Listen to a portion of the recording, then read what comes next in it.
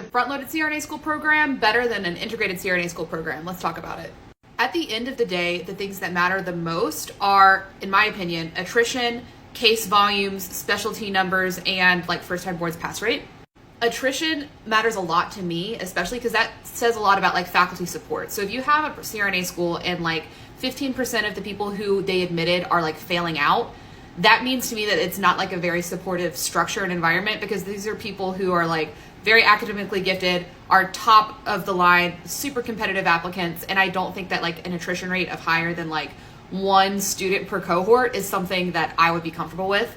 CRNA school is different than a lot of medical schools in that it's not pass fail. You have to maintain higher than like an 83% in the didactic to like remain enrolled in the program, which is why attrition, especially to me, is like, okay, well, are they bad teachers? Are they not offering like the student support? Like what's happening there? So attrition to me is something that I would look at. And then from there, case volumes matter a lot, and you can look at the COA CRNA school comparison tool to see the average volume of cases that different programs get.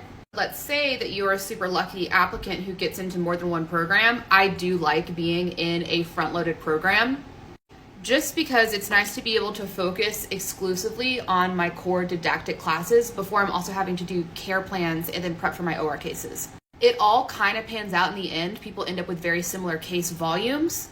But for the students, I think that it does end up being more stressful trying to balance all of the difficult classwork with being in the OR at the same time.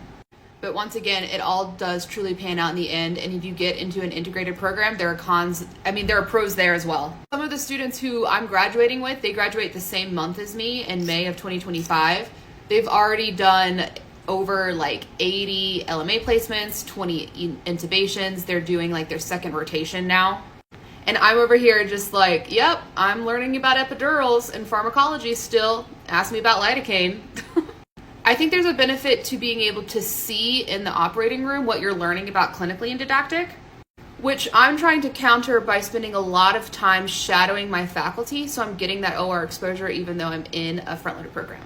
Another thing to consider is that you usually don't really get time off once you're in clinical because you're going off of like the OR schedule and not the academic calendar. So if you were in a front-loaded program, you're usually going off the academic calendar, so you get like fall break, spring break, things like that.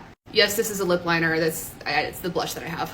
So because I'm in a front-loaded program, I've ended up with more time off during didactic just because we're following the academic calendar. So at the end of the day, yes, I really do like being in a front-loaded program. I would also go to an integrated program if that's the one that I got into.